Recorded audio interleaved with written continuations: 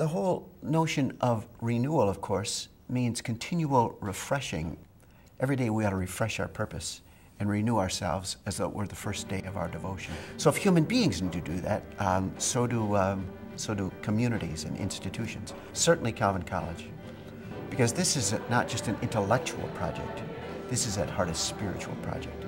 So continually, regularly, and I'll say daily, we have to refresh ourselves by the promises and commands of Jesus Christ.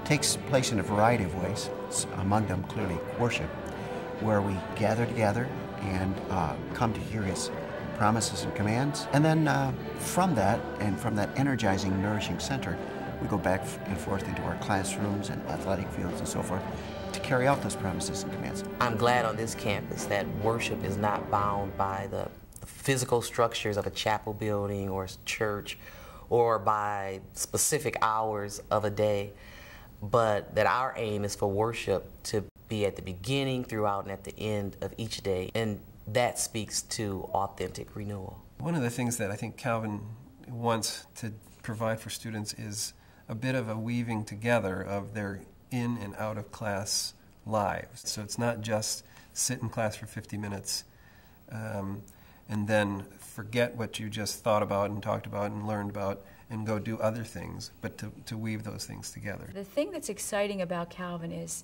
it really cares about all of life. And so the education that a Calvin student gets is going to lay a foundation to be a big picture thinker. You become particularly skilled and gifted in focusing on one area within the context of understanding how it all fits within the big picture.